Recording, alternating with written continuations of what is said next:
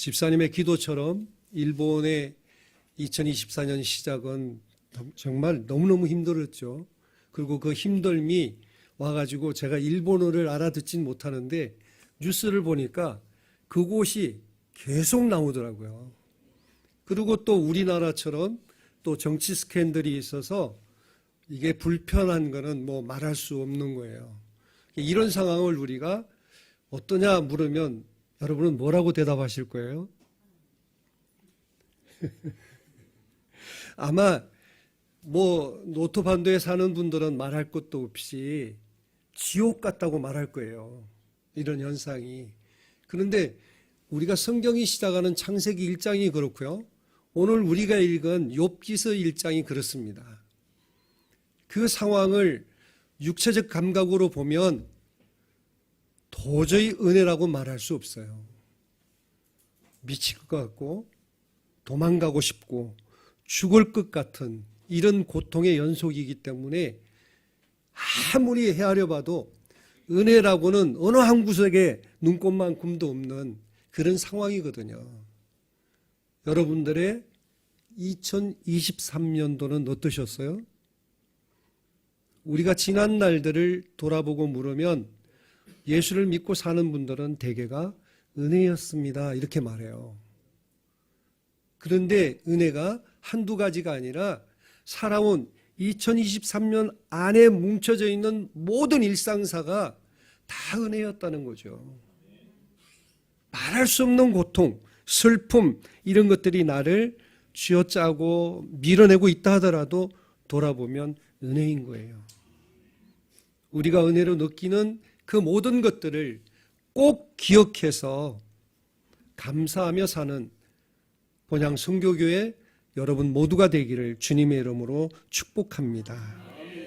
우리는 하나님의 크신 사랑으로 정말 보잘것 없음에도 불구하고 하나님의 자녀가 되었습니다. 여기에는 우리 노력과 수고와 뭐 이런 게 하나도 없는 거예요. 그리고 우리가 자랑할 수 있는 세상에 쌓은 것들이 이 구원에는 조금도 영향력을 미치지 못합니다. 그냥 이 단어밖에 사용할 수 없어요. 그냥 그 사랑과 은혜였기 때문에 우리는 존재가 달라진 거예요. 어쩌면 민족이 달라진 것처럼 나는 여전히 이 땅에 살고 있음에도 불구하고 세상에 살아가는 나를 사망에서 죄인에서 또 죄로 어울려 살아가는 그 속됨에서 그냥 놔두지 아니하시고 하나님은 이렇게 선포해 주세요. 생명으로 또 뿐만 아니라 의인으로. 여러분 그러면 우리 모두가 의인일까요? 우리가 삶을 살아가고 있는데 이 땅에서 거룩하고 영원히 살 수 있다고 우리가 확언할 수 있을까요? 우린 결코 그럴 수 없습니다. 그럼에도 불구하고 하나님은 우리를 거룩하다고 인정해 주시는 거예요. 실제 나는 거룩하지 않아요. 그리고 의인이라고 칭하여 주시는데 이것도 우리는 너무 부끄러운 거죠. 왜냐하면 마음에 있는 게, 머릿속에 있는 게, 손발을 움직이며 행동하는 게 여전히 죄 가운데 있거든요. 그리고 그 습관을 따라서 나도 모르게 죄를 짓기도 해요. 소스라치며 놀라지만 여전히 죄의 습관은 내 몸에서 아직 다 떠나지 않고 있거든요. 그럼에도 하나님은 우리를 의인이라고 말씀해 주십니다. 그 완전히 거룩하신 하나님께서 나를 아들이라고 딸이라고 자녀로 인정해 주시고 품에 안아 주시는 거예요. 그래서 오늘은 은혜에 대해서 알고 그 은혜를 여러분들이 확인을 해보는 거예요. 그리고 이 은혜들을 세상에 쌓아가는 그리스도인다운 삶을 살아가는 결단이 있는 이 시간 되기를 주님의 이름으로 당부드립니다. 그래서 첫 번째 은혜란 무엇인가? 우리가 함께 이 화면에 뜬 걸 읽어볼까요? 은혜란 네. 그리고 받을 자격이 없는 사람에게 그저 베푸시는 친절한 마음, 또 히브리식으로는 나에게 자비를 베푸시는 상대방의 눈 속에서 나를 향한 불쌍히 여김과 긍휼히 여김을 발견하는 것. 이게 사전적 의미와 유대 전성에 이루어지는 그 뜻을 말하고 있어요. 그래서 은혜는 우리가 이야기하면 그냥 좋은 거예요. 말할 수 없이 좋은 것. 어떤 누가 나에게 좋은 선물을 해줘도 그 은혜만한 게 없다고 말할 수 있는 것. 이게 은혜거든요. 그래서 우리가 아무것도 하지 않았는데 베풀어 주시는 사랑, 또 까닭없이 긍휼히 여기고 이유 없이 자비하시는 그 하나님이 베푸시는 것들이 바로 은혜라는 거죠. 사랑하는 성도님, 자세히 살펴보면 우리가 예수님을 구세주로 고백하며 사는 우리에게 이루시는 하나님이 이 땅을 향한 계획과 섭리 모든 게 은혜라는 거예요. 그런데 실은 우리는 그 가운데서, 하나님의 섭리 가운데서 내 마음에 드는 것, 내가 좋아하는 것, 이런 것만 취해가지고 은혜로 인식하고 있어요. 오늘은 이런 것들을 한번 바꿔보고 싶습니다. 이스라엘 역사는 하나님이 베푸시는 은혜의 연속이었습니다. 그럼에도 그들은 우리가 성경을 보면 은혜 아닌 장면이 은혜인 장면보다 100배나 많습니다. 늘 실패하고 고통하고 부르짖어 외쳐야 되고. 왜 그럴까요? 은혜는요, 우리가 유대인들이 가지고 있는 은혜의 개념처럼 마주봐야 돼요. 하나님을 여러분들이 바라보지 않고 등지며 살아가며 내 맘대로 살아가면서 주일 1시간 예배 드린다고 해 나는 은혜 속에 살고 있습니다. 여러분, 거짓말하는 거예요. 은혜는 언제나 한결같이 하나님을 바라보며 그 마음을 내게 품어서 그 눈동자 속에, 하나님의 눈동자 속에 나를 향한 사랑과 자비와 섭리와 계획들을 확인할 때 이게 진짜 은혜입니다. 그래서 은혜는 마주 봐야지 우리가 깨달을 수 있어요. 올해는 한순간도 놓치지 않고 주님을 바라보는 여러분 모두 되기를 진심으로 당부드립니다. 그래서 아담과 아브라함과 모세를 통해서 보면 아담이 에덴을 등지고 떠나가는 그 순간 하나님의 은혜가 그에게 임하는 거예요. 에덴 동산에 사는 동안은요, 은혜가 필요 없습니다. 다 허용되었기 때문에 내 마음대로 살면 되었어요. 오직 하나, 내가 하고 싶어도 하지 말아야 되는 일이 딱 한 가지 있었지만 나머지는 그렇지 않았어요. 마찬가지입니다. 아브라함도 모든 환경이 조건이 갖추어져 있는 그 하란을 떠나기 전에는요, 불편한 게 하나도 없었어요. 그런데 완벽한 생활 환경을 등지고 어딘지도 모르지만 하나님이 지목하는 그곳으로 출발하면서 하나님의 도움이 필요했던 거예요. 모세도 그렇잖아요. 낳아준 어머니의 품을 떠나 강에 던져지고 또 건져져서 40년을 호화롭게 왕궁에서 왕자답게 살았지만 그가 범죄자가 되어 왕궁을 등지고 광야로 나아갔을 때 하나님의 도움이 여실히 필요한 거예요. 우리가 은혜를 언제 구하죠? 바로 힘들 때예요. 안 될 때, 두렵고 길이 보이지 않을 때 우리가 구하는 게 은혜입니다. 그런데 그 하나님은 우리가 필요할 때, 구할 때 좋은 것으로 넉넉히 주신다는 사실을 이미 우리가 다 알고 있잖아요. 그런데 이 은혜는 우리의 생각과 또 우리가 경험하고 배운 것들과 너무 다를 때가 많습니다. 그래서 저는 본향교회 성도님들이 은혜는 무조건 좋다고 하는 이런 생각들을 버렸으면 좋겠어요. 좋고 싫음은 지식과 경험을 통해서 내가 체득한 결과예요. 우리 마음의 상태입니다. 그런데 하나님은 내가 싫어하는 것을 통해서 하나님의 뜻을 이루시기도 해요. 내가 못하는 것을 통해서 하나님의 계획을 이루어 가시기도 합니다. 그래서 우리가 지금은 어렵고 힘들고 고통스럽지만 지나고 보면 은혜라고 말해요. 오늘 이 시간을 통해서 은혜가 경험과 지식과 이해로는 분별할 수 없는 어려운 것이라 할지라도 하나님이 계획하시고 허락하신 그리고 실행하시는 모든 것들이 은혜임을 믿는 여러분 되길 바랍니다. 그래서 이 은혜 속에는 우리의 삶과 죽음과 하와 복과 또 고통스러운 일들과 즐거운 일들이 다 포함되는 거예요. 좋은 것만, 사는 것만, 되는 것만, 복되는 것만 은혜가 아니라 실은 화도 지나고 보면 은혜인 거예요. 아픔을 통해서 건강이 얼마나 소중한지를 배우잖아요.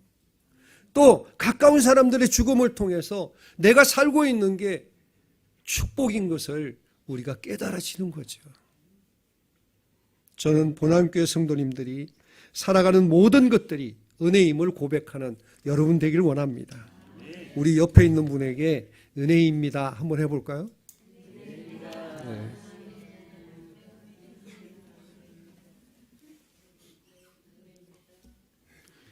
그리고 한 번 더 해보세요. 옆에 있는 분을 축복합니다.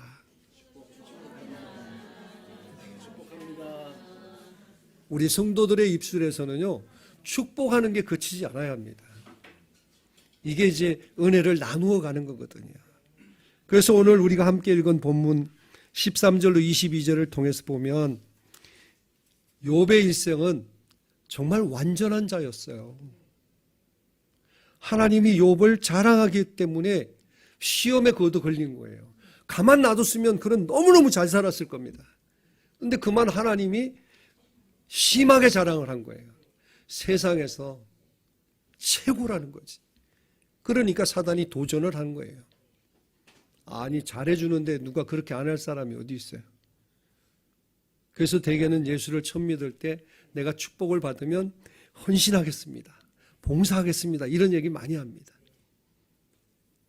그런데 제가 목사가 돼가지고 30년 이렇게 살아오면서 돈 많이 벌어가지고 과거보다 10배, 100배 좋아져가지고 신앙생활이 좋아지는 분은요, 그렇게 안 많더라고. 있어요. 있긴 있는데, 아니, 아주 희귀해요. 대개는 바빠지니까 이게 잘 살아지면 바쁘거든요. 회사가 커지면 바빠요.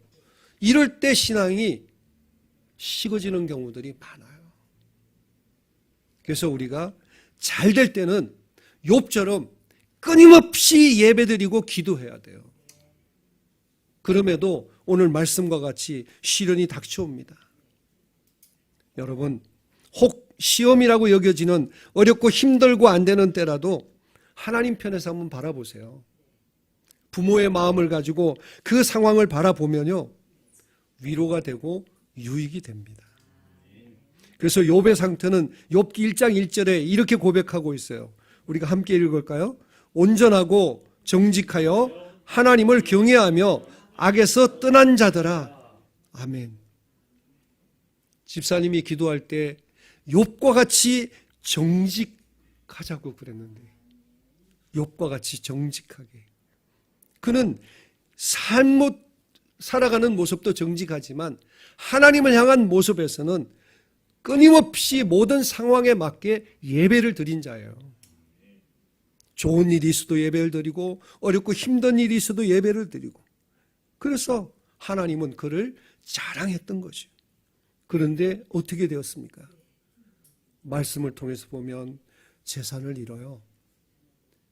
그리고 종들도 다 잃어버리고, 심장 같은, 자기의 심장 같은 내일인 자녀들까지 다 잃어버립니다. 어떻게 했어요? 저 같으면요, 제가 아무리 목사래도, 아니 목사 10번을 했다 하더라도 전 못 삽니다.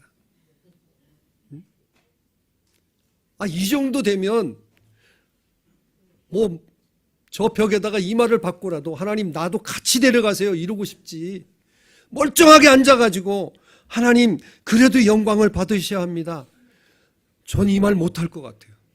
아직 이런 수준이 안 되거든요.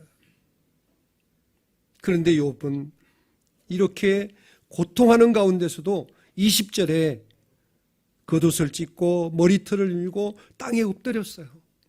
힘들다는 거죠. 이런 상황에서 재산을 잃고 더 나아가 자식을 잃었음에도 불구하고 아무것도 할 수 없는 무력한 인생인 것을 그는 이렇게 표현하는 거예요. 그리고 그 슬픔을 달랠 길 없어서 죄를 뒤집어 쓰면서 가장 고통스러운 모습으로 땅에 엎드립니다.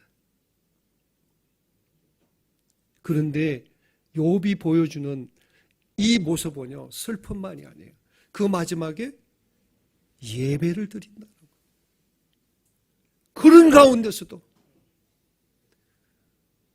주체할 수 없는, 몸을 일으킬 수 없는 그런 상황에서도 그는 결국은 예배를 드린다는 거예요. 이게 우리와 조금 다른 거예요. 많이 다릅니까? 아니, 조금 달라요. 왜? 고통하고 슬퍼하고 한탄하는 이런 것들은 다 똑같거든요. 그런데 우리는 그 슬픔에 잠겨서 예배를 잊어버렸어요. 죽음이 밀려오는 이런 고통이 있을 때 우리는 주님을 기억하긴 하지만 예배를 드리지 않아요. 혹 기도까지는 할 거예요. 그래도 하나님 앞에 말씀을 기억하며 이루심을 기억하며 은혜를 기억하며 예배드리지 못하는 게 우리의 현실입니다. 목사인 저도 그렇습니다. 그러나 욥이 보여주는 이 모습들은 이런 재난에도 예배를 드린다는 거예요. 슬퍼하고 고통스러운 거는요, 건강한 인간이 표현하는 실제 모습이에요. 아프고 힘들 때 고통스러워하는 것 부끄러운 일 아니에요. 슬픈 일을 했을 때 눈물 흘리며 애통하는 것, 이거 당연한 일입니다. 저는 지난 10월에 집사람을 잃었어요. 한 3개월이 지나 요즘 오니까 진짜 보고 싶더라고. 그동안은 뭐 이런저런 위로들이 있었으니까 몰랐어요. 아, 갔구나. 천국 갔으니까 잘 됐구나. 소원이 천국 가는 거잖아요.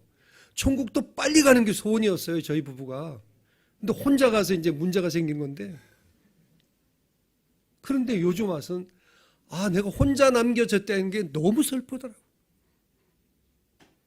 아침 저녁으로 일어나면 끽끽거리고 웁니다. 그러다가 이제 한참 울다 이제 정신 차려서 또 교회로 나가지. 교회에서 해지기 전에 제가 집으로 와요. 왜? 해지고 나면 집에 들어오기 싫으니까. 해지기 전에 집에 들어와서 4시면 집에 들어와서 해지는 걸 보면 또 끽끽거리고 우는 거예요. 왜? 슬프니까. 그래서 처음에는 이런 생각을 했어요. 이거 내가 우울증 걸리는 거 아닌가? 근데 아니더라고. 이게 건강한 거예요. 욥이 우리에게 보여주는 이런 모습들은요, 마땅한 일들이에요. 그런데 그는 이런 시련과 고통 중에서도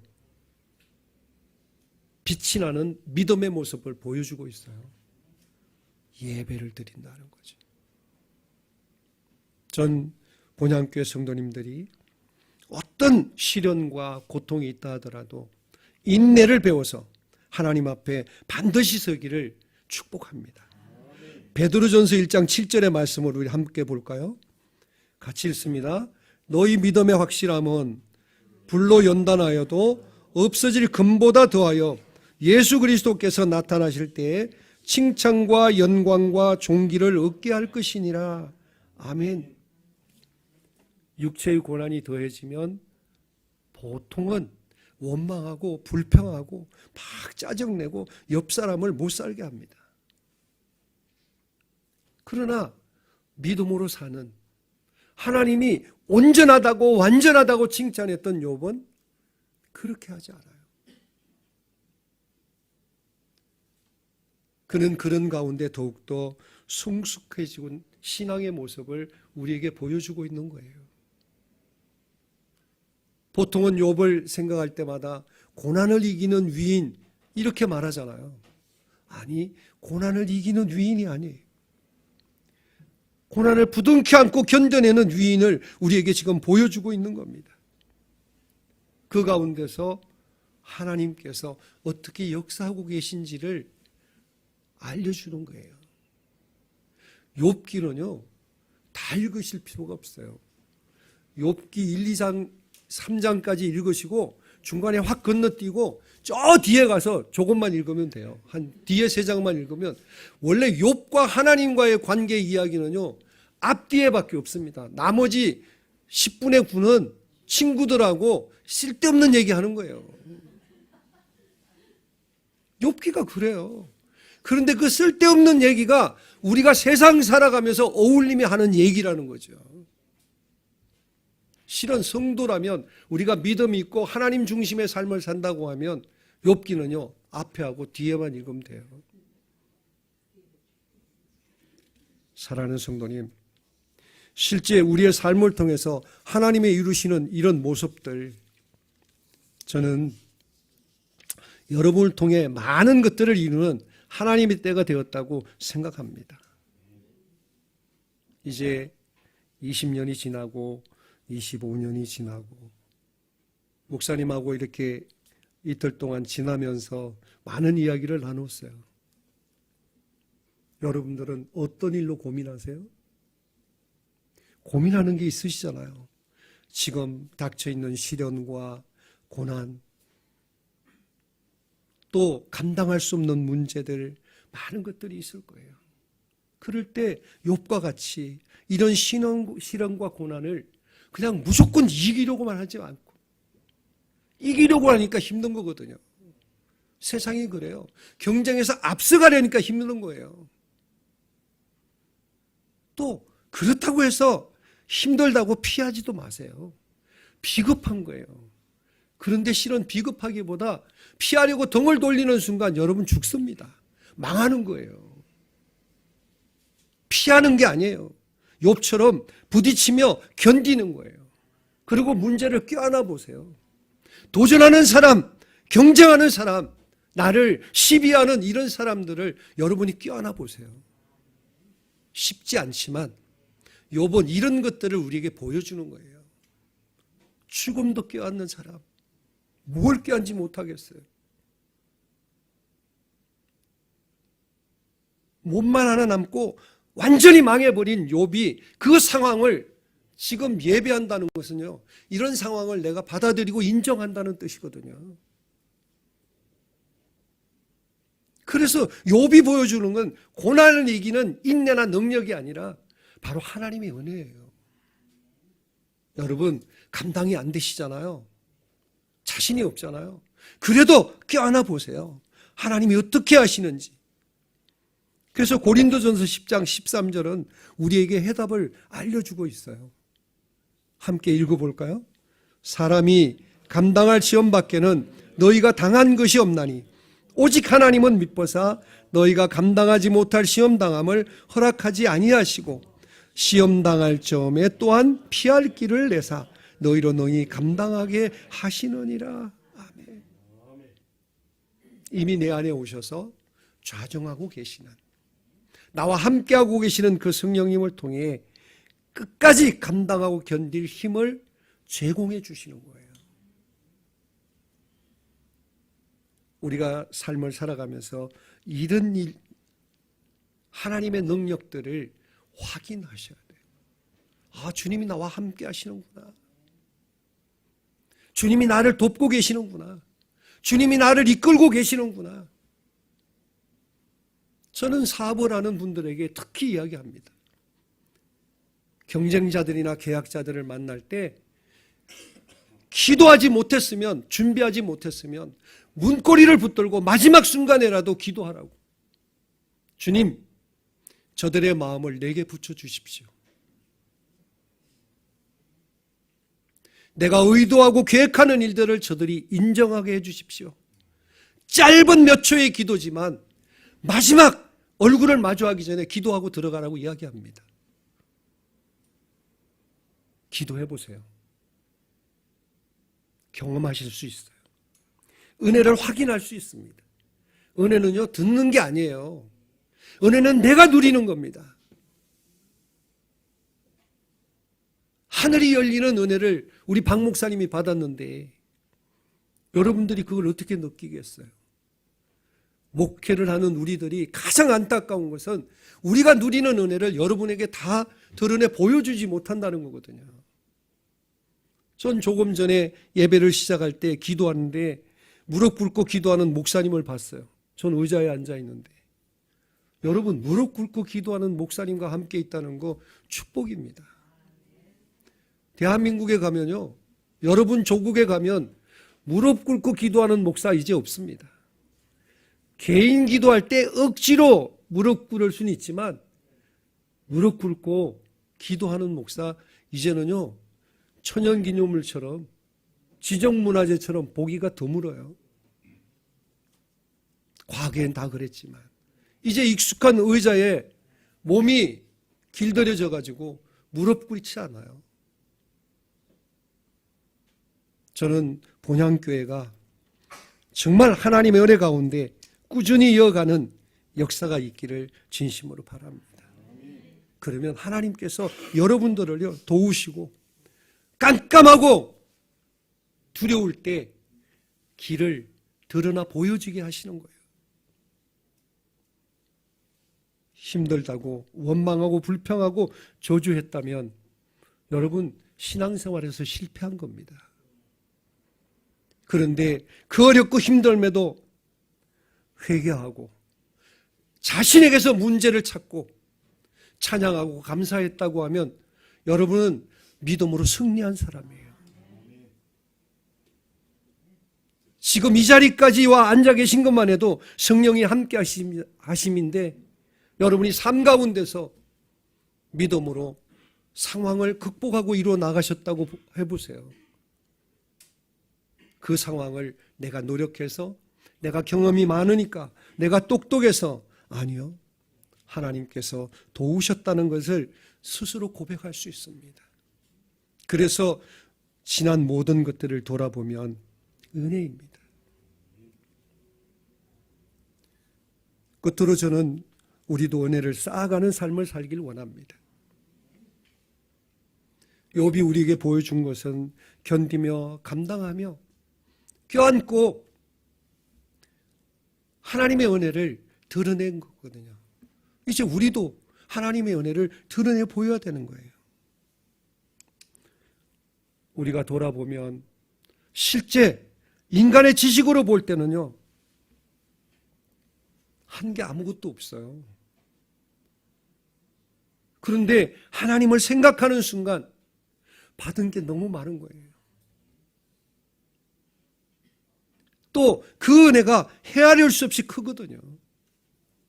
남는 거는 하나님의 사랑과 은혜만 내게 남아있더라고요. 그래서 우리 주께서 우리를 부르시면 화목을 이루고 작을지라도 이웃들을 향하여 유익을 끼치며 살아가게 하는 겁니다. 그래서 하나님의 나라와 의를 우리 생활 전반에 펼치라는 겁니다. 하나님을 드러내는 거예요. 예수가 구세주인 것을 나타내는 거예요. 그래서 이웃을 사랑하며 사는 것. 지극히 당연한 거잖아요. 여러분이 은혜로 살고 있다고 하면 이웃들을 얼마나 섬기셨어요. 그리고 그 보여지는 어려운 사람들에게 나누며 베풀며 살았어야 하잖아요. 그래서 예수님은 한마디로 우리에게 정리해 주셨어요. 사도행전 20장 35절에 주는 것이 받는 것보다 복되다는 거예요. 그래서요, 우리는 예배를 드리고 교회 오잖아요. 이럴 때도 우린 받으러 온다고만 하는 게 아니라 하나님으로부터 은혜는 받지만 실은 어울려지는 눈에 보이는 이웃들에게는 나눠주러 오는 거예요. 주로 오시는 분이 복되거든요. 주님은 우리를 이런 복된 자들을 통해 주님의 계획들을 반드시 이루어 가시는 겁니다. 그래서 저는 본향 성교교회 성도님들이 주님의 말씀을 하루 하나씩이라도 실천하며 나가기를 원합니다. 주머니가 비었다면 마음에 있는 풍성한 것을 나누며 베풀어 주는 거예요. 우리가 하나님께 받아가지고 나눠줄 게 너무너무 많습니다. 조금 전에 옆에 계신 분에게 은혜를 말하고 축복한 것처럼 사랑을 주고 또 배려하고 용납하고 용서하는 이런 일들을 우리가 먼저 하는 거죠. 그래서 은혜를 차곡차곡 쌓아가다 보면 하나님께서 선포하신 모든 것들을 우리가 받을 수 있습니다. 그런데 세상은 우리 마음과 다르잖아요.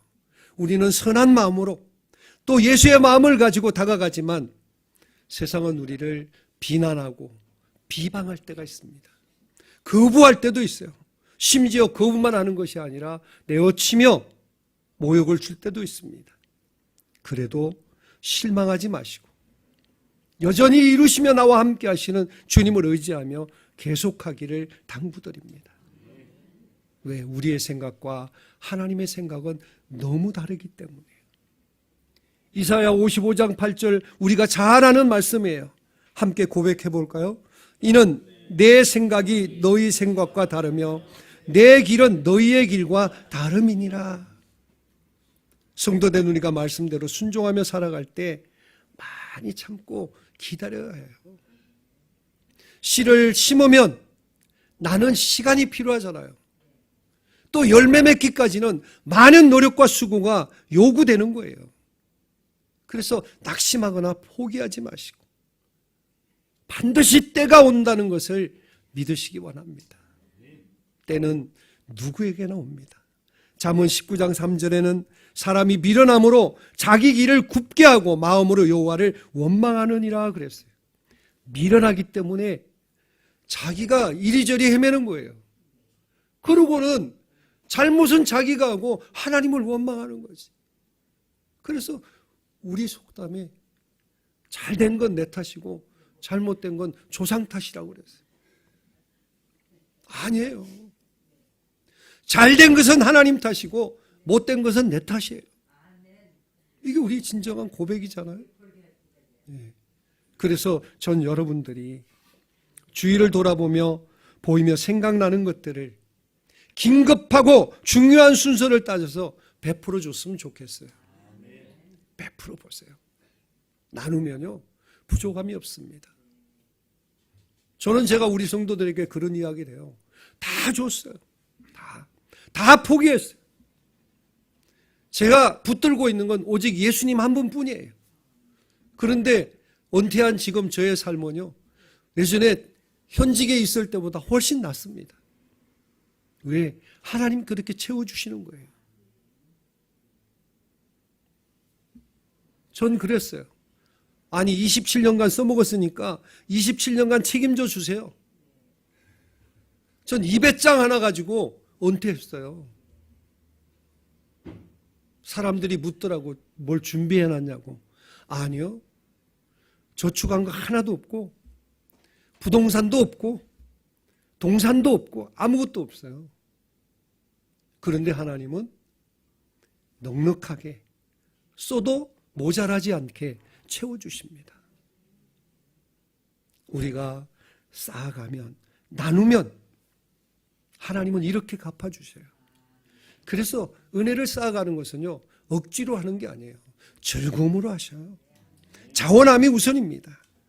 그리고 가까이 있는 믿음의 형제들에게 먼저 하는 거예요.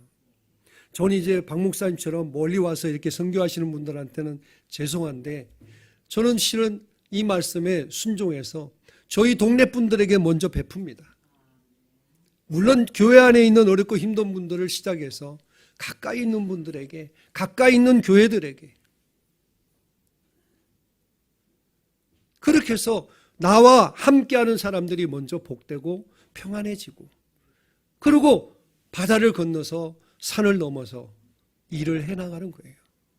점점 더 멀리 이루어가고 있습니다. 사랑하는 성도님, 오늘을 감당해 보세요. 주님께서 여러분의 마음을 크게 하시고 손길을 넓게 해주시는 것을 경험하게 될 겁니다. 저는 은혜를 쌓는 일을 이렇게 해요. 길을 지나갈 때 우리가 뭐 양쪽으로 가지 못하잖아요. 내가 지나가는 쪽에 있는 모든 가게를 제가 축복합니다. 저희 집에서 딱 건너오면 큰 갈비집이 있어요. 그건 천주교 교인이에요. 그 다음 세탁소가 있어요. 그건 감리교회 신자입니다. 그 다음에 카페가 있어요. 예수 안 믿는 사람이. 그래도 상관없어요. 쭉 다. 그 가운데는 천막 가게 하는, 천막을 만드는 여호와의 정인 성도도 있어요. 그것도 축복합니다.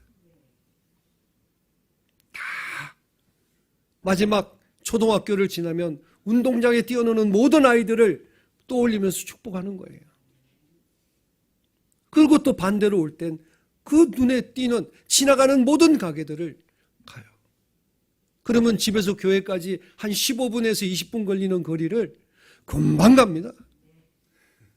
축복하며 다니면 걸으며 빨라져요. 피곤하지 않습니다. 여러분의 일상이 이와 같이 은혜를 쌓아가기를 진심으로 축복합니다. 말씀을 맺으려고 합니다. 은혜를 지금 나에게 좋고 나쁨으로 결코 판단하지 마세요. 지금 내게는 좋을 수도 있고 나쁠 수도 있어요. 하나님의 섭리가, 하나님의 계획이, 하나님의 이루시는 역사가 내 마음에 정말 안 들 때가 있습니다. 그러나 은혜는요, 하나님이 주권을 가지고 이루시는 모든 게 은혜입니다. 하나님이 하시는 일이에요. 우리는 가장 큰 구원의 축복을 왜 누리고 있어요? 은혜예요. 근데 이 은혜는 아담이 선악과를 먹어서 그런 거예요. 아담이 선악과를 안 따먹고 그냥 있었으면 우리는요, 여기 있지도 않아요.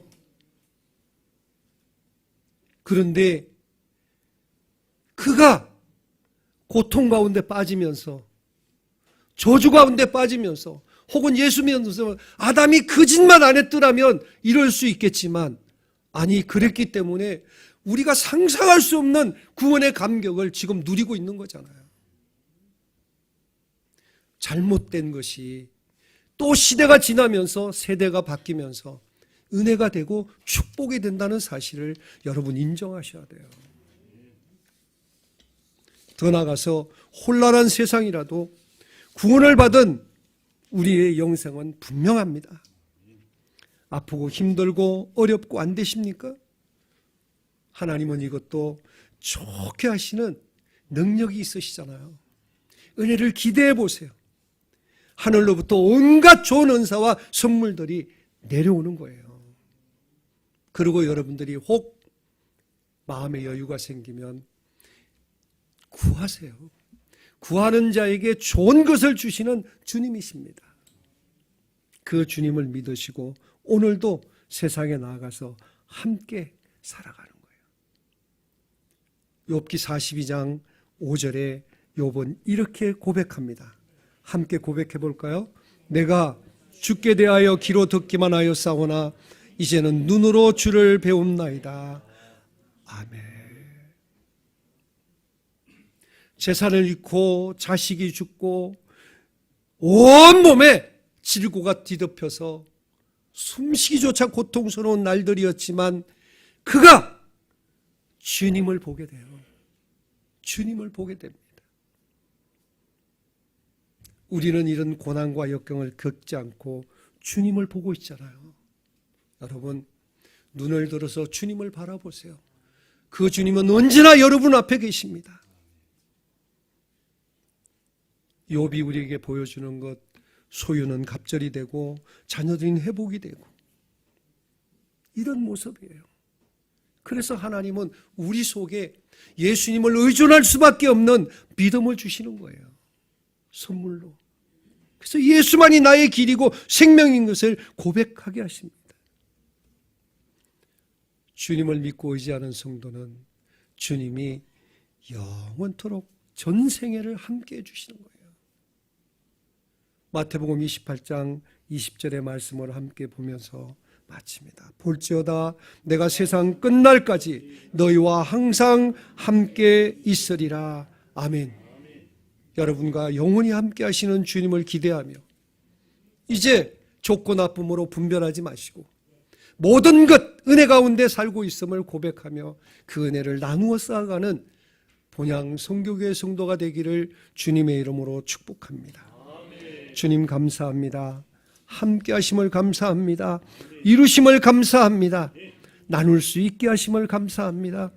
우리의 인색함이 아니라 자원하여 즐거움으로 적은 것들을 나누며 기쁨으로 함께하는 삶이 되게 하여 주옵소서.